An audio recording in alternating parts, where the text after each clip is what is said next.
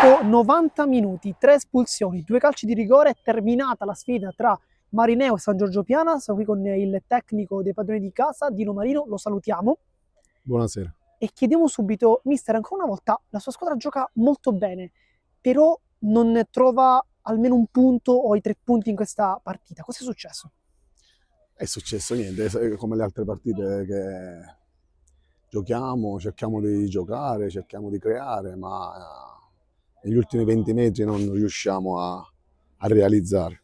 Oggi è stata una partita veramente brutta in tutti i sensi, nel senso che abbiamo fatto tutto noi, pronti via e abbiamo regalato un gol. Il mio difensore gli dà la palla all'attaccante del Piana e loro vanno in gol, quindi abbiamo fatto noi gol, tra virgolette. Poi 2 espulsioni da parte del Piana, quindi potevamo magari cercare di approfittarne. Un mio giocatore, Ivan Bonanno, che fa? Si mette a litigare con il pubblico e gli regala pure l'espulsione, un'espulsione regalata. Quindi abbiamo regalato un gol, gli abbiamo regalato un'espulsione, poi gli abbiamo regalato il rigore, perché gli abbiamo regalato, ed era rigore perché gli abbiamo regalato. Per non finire, per ultimo, ci danno il rigore e non lo trasformiamo. Quindi abbiamo fatto tutto noi, sia gli avversari che sia i padroni di casa.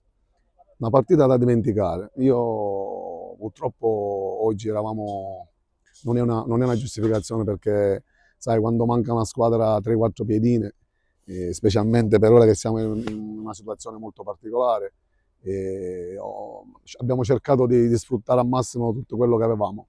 Abbiamo fatto quello che potevamo fare, però ci è andata male.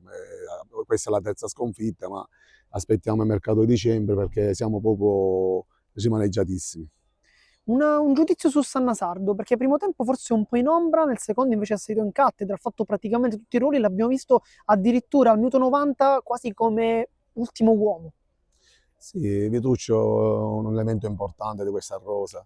All'inizio gli ho fatto fare il trequartista sotto punta, poi nel secondo tempo quando loro hanno avuto l'espulsione gli ho detto di giocare dove preferisci, nel senso in mezzo al campo, sia basso che alto, e lui si è messo in cattedra a fare girare la squadra. Però ripeto, negli ultimi 20 metri non siamo mai concreti e questa è una cosa che dobbiamo migliorare, dobbiamo cercare di andare al mercato e vedere quello che si può fare subito. Adesso invece diamo uno sguardo alla prossima sfida, trasferta importante contro il Marsala, un campo complicato, con una formazione che tende, soprattutto dentro casa, a fare il proprio gioco. Le chiedo come la imposterà e se conosce gli avversari. Gli avversari conosco benissimo perché Marsala è vicino a casa mia, io fino a qualche settimana fa non allenavo e quindi bene o male mi vedevo quasi tutte le partite. Una squadra molto tosta, una squadra che il carattere è la migliore arma sua, che non si fermano mai, non si arrendono mai, quindi diciamo che li conosco bene. Vediamo quello che da domani cerchiamo di incominciare a pensare al Marsala per come siamo. Oggi abbiamo avuto l'ennesima espulsione, tra infortunati, squalifiche.